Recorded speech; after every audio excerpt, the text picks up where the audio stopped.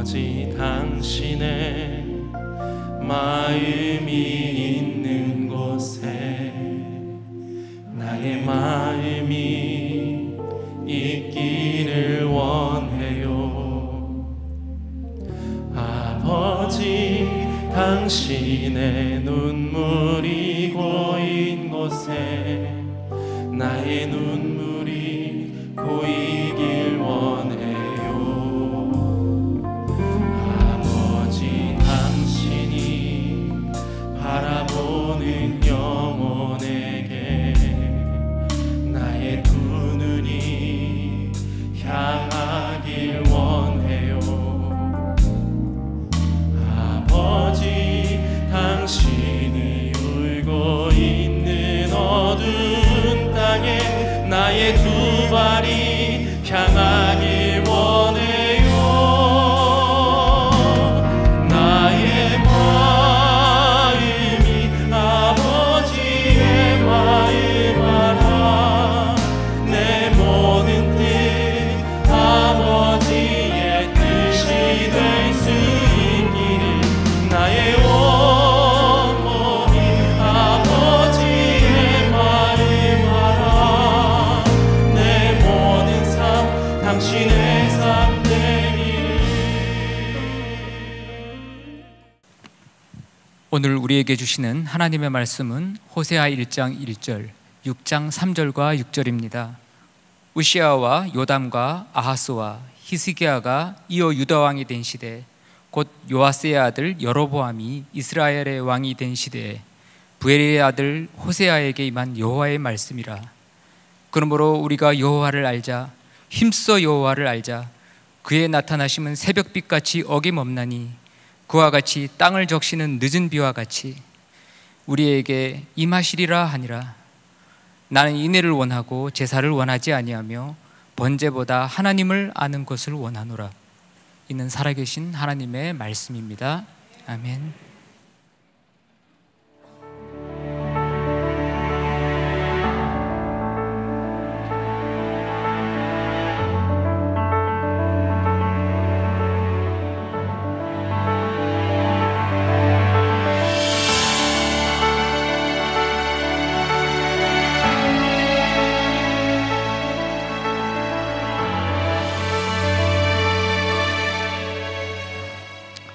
이제 오늘부터 이제 새로운 시리즈 12주를 가게 되는데 12명의 소선지서, 책 한 권씩 우리들이 12권의 구약 성경을 지나가게 됩니다. 제가 사실은 이 원고를 2018년도에 완성을 해놓고 고민을 굉장히 많이 했어요. 이거 너무 어려워서 이걸 해야 되나 말아야 되나 이렇게 4년을 끌고 오다가 오늘 이제 결심을 하고 여러분들과 함께 12주를 나누는데 쉽지 않습니다. 그런데 우리들이 신앙생활하면서 한 번쯤은 이 12권의 소선지서를 배우는 것도 우리들에게 도움이 되겠다, 우리 신앙에 유익이 되겠다라는 생각이 들었어요. 다시 이야기하지만 쉽지 않습니다. 여러분들이 이 기간 동안 소선지서에 대한 지식도 여러분들이 얻고 여러분들의 신앙에 많은 도움이 되었으면 좋겠고요. 필요한 건 여러분들이 메모하면서 또 외우고 기억하면 많이 도움이 될 것 같습니다. 자, 오늘 호세아, 하나님을 아는 것을 원하노라, 이런 주제를 가지고 말씀을 나누게 됩니다. 자, 성경 신약 39권 안에는 예언서가 16개가 있습니다. 자, 이런 건 이제 여러분들이 외우면 좋은 거예요. 예언서가 16개가 있는데 그 중에 4권을 대선지 이렇게 구분을 하고 나머지 12개를 소선지. 이게 소선지 기억하기도 좋아요. 소선지. 12개 소선지로 되어 있어요. 그럼 우리들에게 이런 의문이 생기는 거예요. 소위 우리가 이야기하는 대선지서가 뭐냐면 이사야, 에레미야, 에스겔, 다니엘, 이 4가지를 대선지라고 하는데, 대선지서와 소선지서의 구분은 무엇일까요? 아마 통독을 했던 분들은 제가 이미 이야기를 했으니까 알고 계실 텐데 다른 의미가 없어요. 이게 성서학자들에 의하면 이 성경에 나와 있는 이 두께, 얼마나 양이 많으냐에 따라 4권을 이사야, 에레미야, 에스겔, 다니엘을 대선지 이렇게 구분했고, 나머지 분량이 작은 12권을 소선지라고 구분을 했습니다. 그러니까 어느 것이 더 중요하냐 이런 경중을 따지는 것은 이 선지서를 보는데 옳은 방법이 아니에요. 중요한 것은 이 16개의 선지서들 가운데 특히 우리가 오늘부터 함께 배우는 12개의 선지서들 가운데 이 선지서가 무엇을 말씀하고 있느냐, 이 주제를 우리들이 알면 되는 거예요. 자, 또 12소 선지서의 전체 주제를 이야기한다면 키워드가 회복이라고 이야기할 수 있어요. 회복입니다. 자, 그러면 무엇으로부터의 회복인지를 알아야 이 회복의 의미를 우리들이 잘 알 수 있겠죠. 자, 이스라엘 백성들은요, 우상 숭배를 했어요. 우상 숭배를 하면 자연적으로 하나님과 이스라엘 백성들의 관계가 멀어지죠. 하나님과 관계가 멀어진 이스라엘 백성들은 범죄합니다. 악을 행합니다. 그래서 이 회복은 우상을 숭배하고 하나님과의 관계가 멀어진 악을 행하는 사람들이 다시 하나님의 백성으로 회복되라고 하는 이야기, 이게 12선지서의 주제라고 하는 것을 또 기억하면 좋을 것 같습니다. 자, 성경에는 예언자의 이름을 딴 이 16권의 책이 있다 말씀을 드렸고, 그 중에 대부분의 사람들은 남유다 사람이에요. 그 정도 상식은 아시죠? 솔로몬 이후에 이스라엘이 북이스라엘과 남유다로 나누어졌어요. 대부분의 선지자들은 남유다 사람이었고요, 북이스라엘에서 예언을 한 사람은 3명밖에 되지 않습니다. 그 중에 하나가 오늘 호세아예요. 호세아, 그리고 아모스, 요나. 그런데 아모스 같은 경우에는 남유다 사람인데 북이스라엘에서 예언을 했고요, 호세아는 북이스라엘 사람으로 북이스라엘에서 예언을 한 아주 독특한 케이스입니다. 자, 이 정도면 또 호세아에 대해서 지식을 좀 알았죠? 자, 예언서는 예언자가 하나님께 받은 말씀을 선포하는 거예요. 그래서 예언서라고 하는 것, 성경의 예언서는 우리가 흔히 잘못 생각하고 있는데 미리 앞에 것을 예언하는 예자가 아닙니다. 그 예자는 말씀 언변으로 되어 있어서 맡을 하나님의 말씀을 맡은 자가 말하는 것이 예언자지, 미리 되어질 일을 예언하는 것이 예언서가 아니에요. 이 정도도 여러분들 지금 알고 있어야 성경을 제대로 이해할 수 있겠죠. 그러니까 우리들이 예언을 한다 그러면 미리 일어날 일을 얘기하는 것이 아니라 하나님의 말씀을 이야기하는 것이 예언인 거예요. 그러니까 오늘 제가 여기서 하나님의 말씀을 말한다면 이게 뭘까요?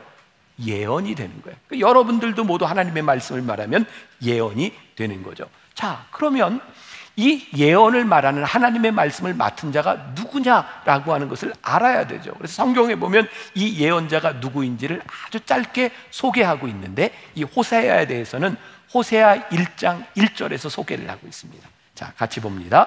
시작. 우시야와 요담과 아하스와 히스기야가 이어 유대 왕이 된 시대, 곧 요아스의 아들 여로보암이 이스라엘 왕이 된 시대에 부에리의 아들 호세아에게 임한 여호와의 말씀이라. 자, 남유다에 이런 왕이 있는데 이 북이스라엘에 바로 여로보암 2세, 여로보암이 왕이 됐던 이 시대에 호세아가 북이스라엘에서 예언을 했다. 그리고 그는 누구냐면 부에리의 아들이다. 이렇게 이야기를 하고 있습니다.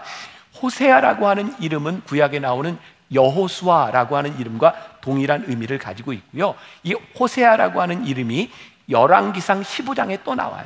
자, 여러분들이 여기서 구분해야 될 게 뭐냐면 열왕기상 15장에 나오는 호세아는 북이스라엘의 마지막 왕입니다. 그 호세아와 이 호세아는 다른 사람입니다. 그러니까 마지막 왕 호세아가 아니라 예언자 호세아라고 하는 것도 여러분들이 구분을 할 수 있으면 좋을 것 같아요. 자, 이 성경은 그 연대기적인 그런 그 역사적인 기술도 아니라는 이야기를 했어요. 이사야, 에레미야, 에스겔, 다니엘은 이스라엘 백성들이 멸망하던 때 예언을 해요. 근데 이 호세아는 그보다 훨씬 전에 북이스라엘이 멸망하기 전 여로보암 2세 때 예언합니다. 자, 지금 보니까 벌써 한번 찌를 때가 된 것 같아요. 어려워 지금 막 이게 역사 얘기를 하니까. 자, 요 정도까지 이제 서론. 자, 호세아 하면 여러분들에게 떠오르는 인물이 하나 있어요. 호세아 하면 누가 떠오르나요? 음탕한 고멜과 같이도 방황하던 나에게. 이 표정은 뭐예요? 이거 생소한 거예요? 고멜 아시죠? 호세아는 고멜이 떠오르는 그런 사람입니다. 호세아 1장에 하나님께서 호세아에게 음탕한 여인 고멜을 아내로 맞아서 그 아내를 통해서 음란한 자식을 낳아라. 그리고 2명의 아들과 1명의 딸의 이름을 지어주시죠. 이 이야기는 이제 조금 뒤에 가서 할 거예요. 이 3자녀까지 둔 음란한 고멜이 호세아를 떠나요. 근데 하나님께서 뭐라고 명령하세요? 그 여자를 다시 데려다가 살아라 라고 말씀합니다. 이거 쉽지 않은 이야기입니다. 자, 12주 동안 우리는 선지자에 대한 이야기를 할 텐데, 하나님께서 그 선지자에게 하고 싶은 이야기가 있는 거죠. 자, 예를 들어요, 제가 이렇게 길을 가는데, 자, 김병삼 목사님 하고 누가 불렀어요. 그래서 제가 왜요? 그랬더니 아무것도 아니에요. 굉장히 실없는 사람이죠. 누군가 제 이름을 불렀다면 이름을 부른 의도가 있을 거예요. 자, 제가 이렇게 걸어가는 뒤에서 예진 아빠라고 불렀다면 그 사람이 누굴까요? 제 안 하겠죠. 여러분들이 혹시 저를 보고 예진 아빠 이렇게 부르지는 않겠죠? 여러분들이 저를 부를 때는 어떻게 부르겠어요? 목사님이라고 부를 거예요. 그렇게 불렀을 때는 그 이름에 합당한 부름에 대한 이유가 있는 거예요. 그러니까 하나님께서 예언자 호세아를 호세아야 라고 부르셨을 때 하나님은 호세아를 통해서 말씀하시고자 하는 바가 있는 거예요. 그러니까 이 12명의 소선지자가 다 이름으로 되어 있는데 그 이름을 부르셨을 때는 그 사람에게 합당한 부르심이 있는 거예요. 자, 그러니까 오늘 우리는 호세아를 부르신 그 부르심의 이유가 무엇인지를 알면 이 소선지서, 이 호세아를 잘 이해하게 되는 거죠. 자, 오늘 말씀 가운데 참 우리가 이해할 수 없는 일이 있어요. 하나님께서 호세아를 부르셨는데 그 부르심이 진짜 이해하기 힘들어요. 자, 호세아 1장 2절 같이 봅니다. 시작. 여호와께서 처음 호세아에게 말씀하실, 여호와께서 호세아에게 이르시되 너는 가서 음란한 여자를 맞이하여 음란한 자식을 낳으라. 이 나라가 여호와를 떠나 크게 음란함이니라 하시니. 얼핏 봐도 이해하기가 힘든 거예요. 참 혼란스럽습니다. 어떻게 이런 명령을 하실 수가 있어요? 어떻게 호세아에게 이렇게 황당한 명령을 하실 수가 있어요? 음란한 여자는 무엇일까? 자, 제가 묵상팀에 요 설교도 12개를 다 이렇게 나눠주고 묵상팀이 다 묵상을 했어요. 묵상팀의 한 장로님이 이렇게 글을 좀 쓰셨어요. 다른 선지자와 달리 호세아 선지자에게는 고멜을 만나 음란한 자식을 낳으라고 명령하셨다. 메시지 성경으로 읽다가 하이라이팅한 부분이다. 호세아는 하나님께서 계시하시고 행하신 사랑을 비유로 보여주는 삶을 산 것이다. 다른 선지자들에게는 각자의 사명이 있겠지만 이스라엘에 대한 하나님의 생각을 전하는 특별한 사명이 호세아에게 있었다. 그러면서 이 음란이라고 하는 것과 또 불륜이라고 하는 것을 구별해서 이렇게 얘기를 해줬는데, 아, 참 이게 잘 이야기했구나 하는 생각이 들어요. 불륜이라고 하는 것은 배우자끼리 서로를 배신하고 다른 사람과 정을 통하는 것을 불륜이라고 말한다. 음란은 이와는 다르다. 눈이 맞고 정이 통하는 것보다는 그저 상대가 정해져 있지 않은 채 쾌락을 추구하는 게 음란이다. 자, 보세요. 불륜은 이 사람들과의 관계가 끝나서 다른 사람들과 정이 났어, 이걸 불륜이라고 이야기하는데, 음란은 여전히 이 사람과 살고 있으면서 그냥 여기저기 쾌락을 추구하는 것을 음란이라고 이야기한다. 자, 이 말을 이스라엘 백성들의 삶과 지금 우리들에게 대입해 볼게요. 그들은 여전히 하나님을 예배했어요. 하나님과의 관계가 끝나지 않았어요. 그들은 여전히 제물을 드리고 있었어요. 그런데 그들은 하나님을 예배하며 그들이 원하는 여기저기에 영적 간음을 저지르고 있었어요. 오늘 우리들이 하나님을 예배한다고 여기 나와 있는데, 오늘 우리들이 하나님을 예배하면서 우리의 영이 다른 것에 우리들이 영적 간음을 하고 있는 것, 하나님께서 이 호세아를 통해서 그 모습을 보게 하셔요. 계속되는 이 선지자들의 만남을 통해서 이제 우리들이 참 이해하기 힘든 부분들을 접하게 되는데, 하나님이 선지자를 부르셨을 때의 그 부르심과 그 부르심에 대한 이 순종 간의 긴장 관계가 존재하는 거예요. 그러니까 오늘 우리들이 말씀을 들으면서 하나님이 우리를 부르신 그 부르심과 말씀대로 살아가는 것에 대한 긴장 관계, 종종 이 긴장 관계는 왜 존재할까? 우리는 하나님의 말씀을 들을 때 순종하기 참 힘든데, 이유는 우리들은 understanding이죠. 우리들이 이해가 되면 순종이 되는데 이해가 안 되면 순종이 잘 안 되는 거예요. 이 긴장 관계. 근데 이것을 극복하는 것은 뭐냐면 우리들이 하나님을 trust, 신뢰할 때 우리들에게 이해가 되지 않아도 순종이 되는데 우리들은 이 이해와 순종 사이에서 힘들어하는 거죠. 우리들이 신뢰하면 순종한다, 이해하려고 하면 순종이 참 힘들다. 이 순종의 기저, 이 순종의 중심에는 뭐가 있냐면 하나님의 마음이 있어요. 그러니까 예언자들이 하나님이 부르셨을 때 그 하나님의 마음이 마음에 딱 와 닿으면 순종이 가능해요. 그런데 하나님이 말씀하시는데도 하나님의 마음이 뭔지 몰라. 그러면 순종하기가 힘들어요. 또 예언자들이 하나님의 마음을 알고 이 말씀을 전파하는데 그 말씀을 듣는 사람들이 하나님의 마음을 몰라. 그럼 또 긴장관계가 존재하는 거예요. 그래서 필연적으로 우리들이 하나님의 마음을 알고 하나님의 말씀을 전할 때 하나님의 마음을 알지 못하는 이 세상과는 갈등이 있기 마련이니까. 그렇죠? 그러니까 우리가 하나님의 말씀대로 살아가면 이 세상에서 갈등이 존재해요. 제가 신학대학을 다니던 때 80년대 초반, 그때는 우리나라에 참 데모를 많이 했던 시절이에요.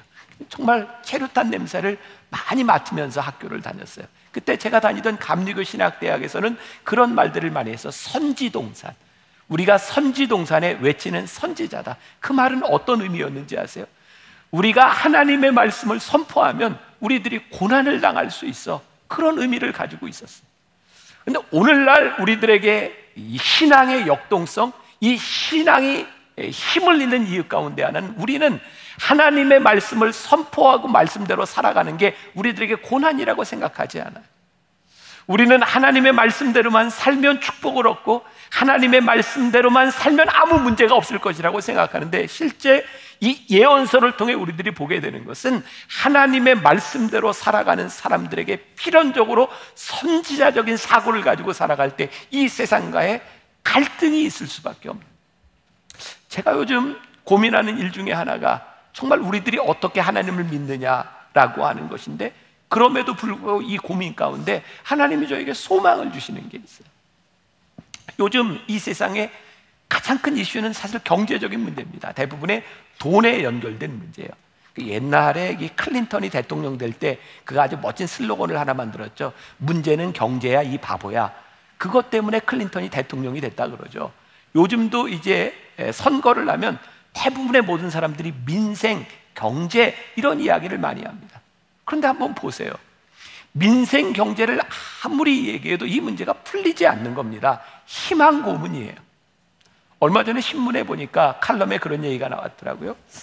우리나라가 군사 독재 시절, 그때는 지금처럼 민주화도 되지 않고 우리나라가 그렇게 잘 살지 못하던 때 지금처럼 양극화가 심해지지 않았대요. 지금은 소위 우리가 말하는 경제 민주화도 얘기하고 민주화가 되었고 잘 살게 되었는데 이 간격은 점점 더 멀어지고 있는 거예요. 시장 원리에 맡겨놔도 경제 민주화라고 하는 것이 우리의 문제를 해결하지 못해요. 그래서 이제 얼마 전부터는 정부가 주도권을 가지고 시장을 좀 어떻게 좀 해보겠다. 그리고 정부가 나서도 여러 가지 규제를 내지만 그 규제로 잘 안 돼요. 우리 경험했잖아요.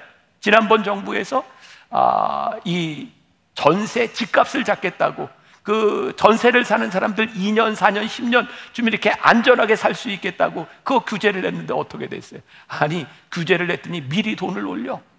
그래서 이쪽에서 누르면 이쪽으로 터져. 그게 뭐예요? 풍선 효과 아닙니까? 그러니까 우리 인간들이 가지고 있는 규제, 그 법, 그것 가지고 문제가 해결되지 않는 거예요. 그런데 저에게 소망이 생겼다고 하는 것은 뭐냐면 이 예언서를 바라보며 하나님, 이 세상 한가운데서 이 세상이 어떤 죄악으로 관영하고 어떤 논리들을 펼친다 할지라도 하나님의 마음을 품은, 하나님의 마음을 가진 사람이 있으면 하나님 소망이 있습니다. 여러분, 우리들이 하나님 믿으면서 말씀대로 살아가면 이 땅에 소망이 있습니다. 이 소망을 갖지 못한다면 우리가 어떻게 말씀대로 살아갈 수 있겠어요? 얼마 전에 어떤 장로님이 저에게 그런 얘기 했어요. 제가 이런 얘기를 언젠가도 했다 보니까 목사님 설교를 듣고 제가 그래도 조금 여유 있는 사람이니까 전세 올리지 않고 그렇게 살아가는데 그거 쉽지 않더라고요. 저 참 감사하고 훌륭하다는 생각을 했어요. 우리들 모두가 여유 있는 사람 아니에요. 이 중에는 힘든 분들도 있어요. 그런데 하나님의 마음을 품은 사람들이 하나님의 마음으로 살아갈 때 우리들에게 소망이 생기는 거죠. 하나님의 방식으로 살아가는 것, 세상에서 바보처럼 보이고 세상에서 갈등을 겪고 우리들이 핍박을 받는다 할지라도 이 말씀대로 살아가는 사람들을 통해 우리들이 소망이 있음을 보게 됩니다. 하나님의 말씀이 선포될 때 필연적으로 그 하나님의 말씀은 우리의 마음을 불편하게 합니다. 여러분, 우리 인간의 정욕과 인간의 욕심이 있는 우리들에게 하나님의 말씀이 선포되면 불편할 수밖에 없는 거예요. 만일 하나님의 말씀이 우리를 불편하지 않게 한다면 둘 중에 하나죠. 우리가 이미 성자가 됐거나 아니면 양심의 화인을 맞았거나. 하나님의 말씀은 우리를 불편하게 하는 거죠. 그럼 이 불편한 가운데서 두 가지 반응이에요. 하나는 불편하지만 이것이 하나님의 말씀이기 때문에 힘들지만 말씀대로 살아가려는 사람이 있고, 이 힘든 말씀, 불편한 말씀 때문에 불순종할 수 있고, 결국 두 가지의 선택이 있는 거죠. 그런데 문제는 하나님께서 우리의 삶에 대한 이 선택에 대해서 심판하시고 하나님께서 우리들에게 다가오셔서 이 모든 것을 다 드러내게 하시겠다는 거예요. 자, 오늘 말씀 결론입니다. 결론을 얘기한다고 끝날이라 생각하지 마세요. 아직 멀었어요. 자, 이 말씀이 어렵기 때문에 여러분들이 중간에 지금 졸까봐 빨리 결론을 이야기하는데 아직 멀었어요. 아직 멀었어요. 자, 각오가 되셨죠? 네. 자, 회복. 결론은 뭐냐면 하나님을 아는 것에서부터 우리들이 회복을 할 수 있다는 거예요. 자, 호세아에게 하나님의 말씀이 임하고 난 후에 첫 번째 받은 명령이 음란한 여인 고멜을 맞이해서 자식을 낳으라는 것이었어요. 예언자가 매춘부와 결혼을 하라고요? 게다가 음란한 자식을 낳으라고요? 자식을 낳고도 도망가 그 여인을 다시 데려다 살으라고요? 그런데 그 명령을 통해서 하나님은 하나님의 마음이 어떠하신지를 보여주고 싶으셨어요. 성경은 하나님과 우리들, 하나님과 이스라엘 백성들 간의 관계를 부부관계로 묘사하시죠. 너희는 나의 신부야.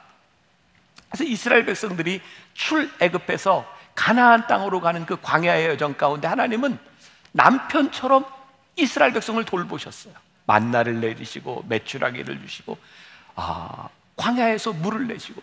그런데 이스라엘 백성들이요, 그러한 하나님의 은혜와 하나님의 돌보심에도 불구하고 하나님을 배신하죠. 우상을 숭배하죠. 그런 유행가의 가사가 있나요? 님 하나에 점 하나 찍으면 남이라고, 뭐 그런 거 있나요? 네. 님, 이 부부라고 하는 것은 촌수가 없어요. 한없이 친밀할 수 있는 관계예요. 그런데 점 하나 찍으면 남이 되는 거죠. 하나님께서 이스라엘 백성들을 그렇게 돌봐주셨음에도 불구하고 이스라엘 백성들이 우상 숭배하여 하나님을 떠나갔을 때 이제 하나님과 이스라엘 백성 사이에 점 하나 딱 찍고 남이 되는 것이 마땅해요. 영적인 간음이 일어난 거예요. 간음이 뭐예요? 남편이 없는데 딴 데 한눈을 판 것이 아니라 남편이 있음에도 불구하고 한눈을 판 것을 간음이라고 이야기하는 거예요.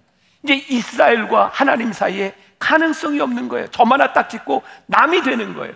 그런데 하나님께서 그렇게 하시지 않았다는 거예요. 우리 하나님이 어떤 하나님이신가 호세아를 통해서 말씀해 주시는데, 호세아 11장 8절 같이 봅니다. 에브라임이여, 내가 어찌 너를 놓겠느냐? 이스라엘이여, 내가 어찌 너를 버리겠느냐?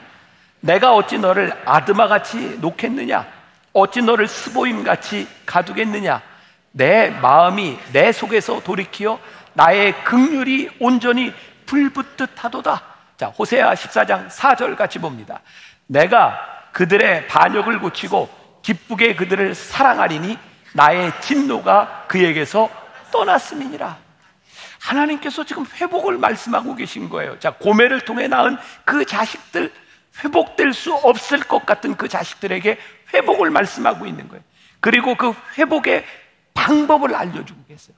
자, 호세아 6장 3절과 6절 같이 봅니다. 시작. 그러므로 우리가 여호와를 알자, 힘써 여호와를 알자. 그의 나타나심은 새벽 빛같이 어김없나니 비와 같이, 땅을 적시는 늦은 비와 같이 우리에게 임하시리라 하니라. 6절. 나는 인애를 원하고 제사를 원하지 아니하며 번제보다 하나님을 아는 것을 원하노라. 이 호세아의 삶을 통해서 호세아 1장부터 3장까지 호세아의 개인적인 가정사를 통해서 하나님께서 주시는 말씀이에요.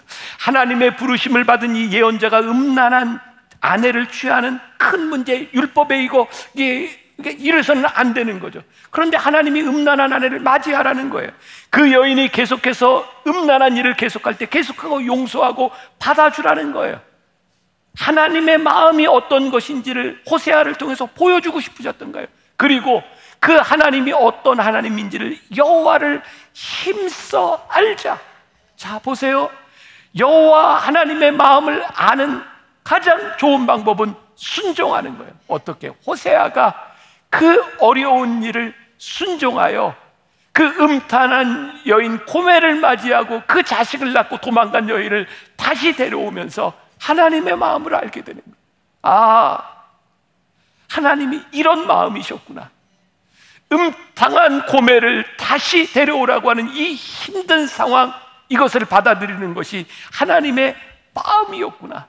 호세아가 하나님의 말씀에 순종하며 하나님의 마음을 알아요. 그리고 여호와를 힘써 알자고 이야기하죠. 3명의 자식을 낳았어요. 첫 번째 아들의 이름이 이스르엘이에요.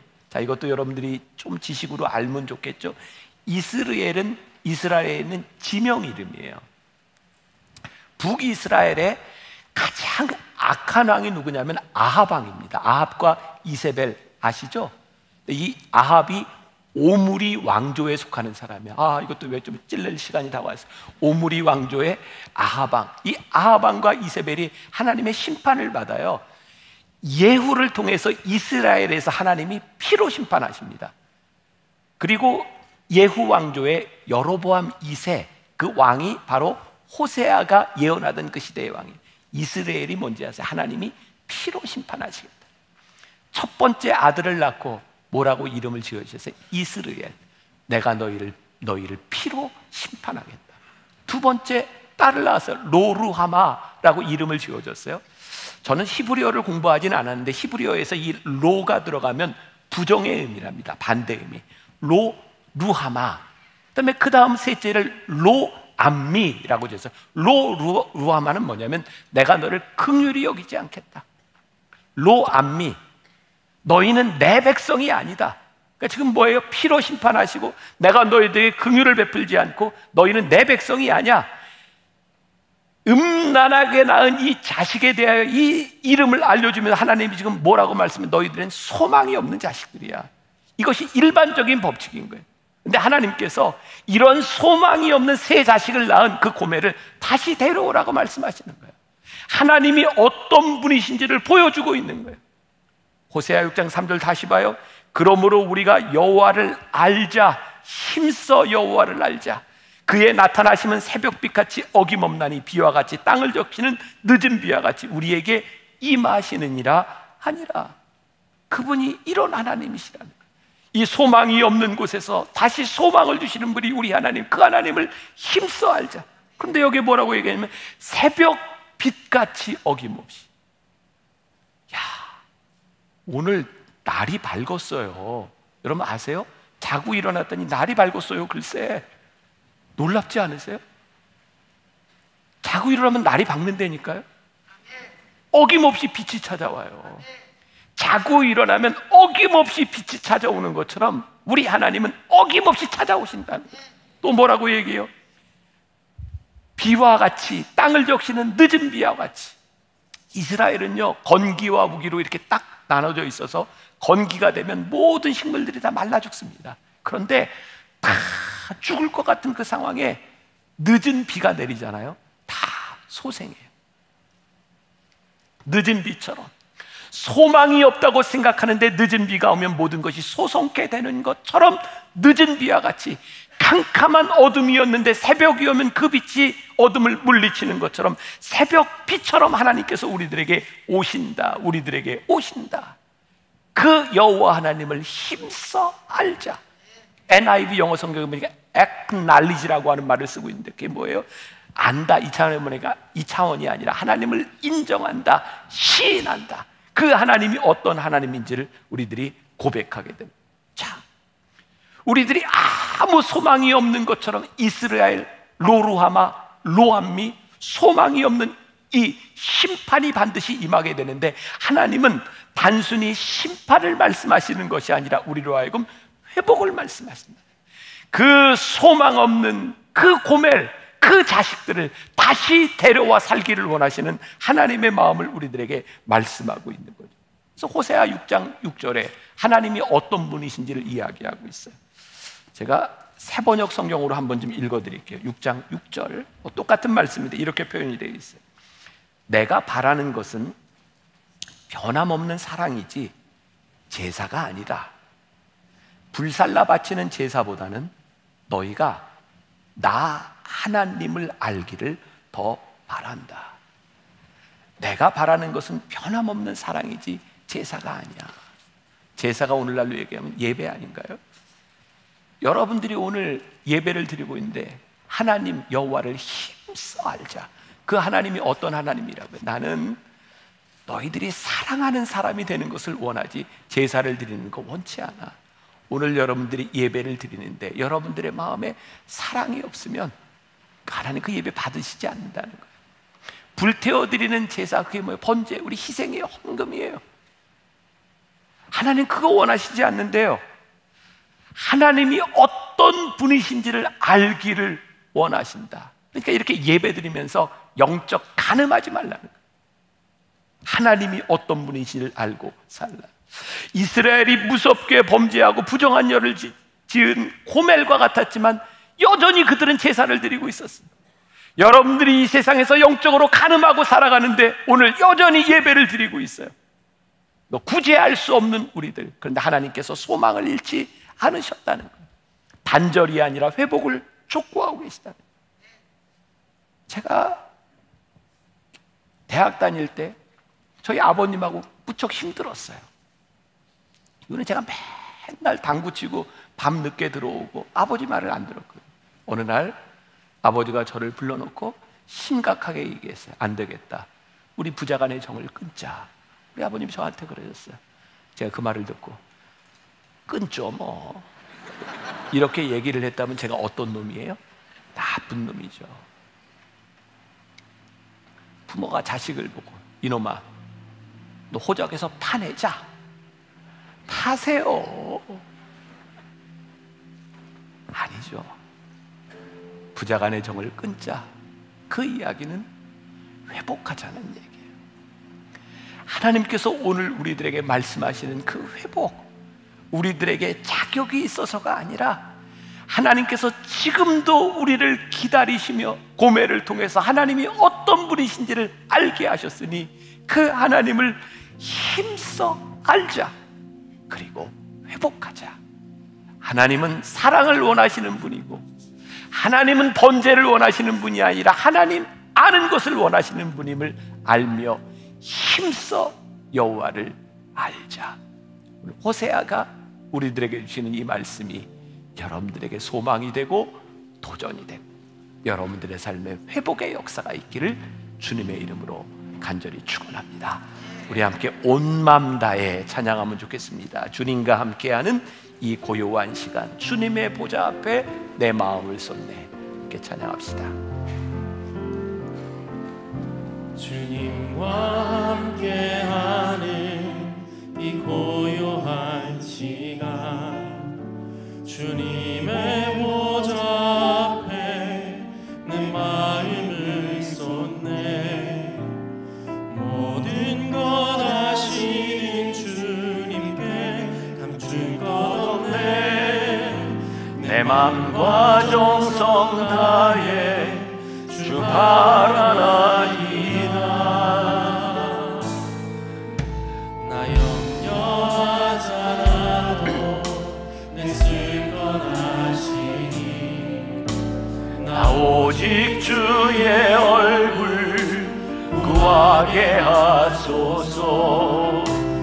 다 이해할 수 없을 때라도 감사하며 날마다 순종하며 주 따르오리다.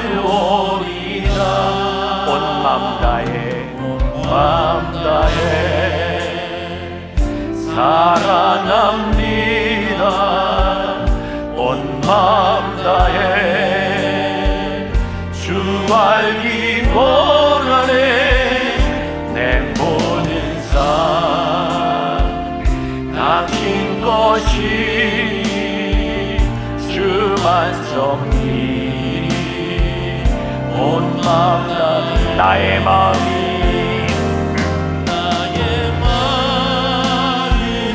아버지의 마음 알아. 내 모든 뜻 아버지의 뜻이 될 수 있기를. 나의 온 몸이 아버지의 마음 알아. 내 모든 삶 당신의 삶 되기를. 지금은 우리 주 예수 그리스도의 은혜와 하나님 아버지의 무한하신 사랑과 성령의 인도하심이 힘써 여호와 알기를 소원하며 이 세상으로 나가는 당신의 사랑하는 모든 백성들 위해 지금부터 영원까지 함께 하시기를 간절히 축원하옵나이다. 아멘.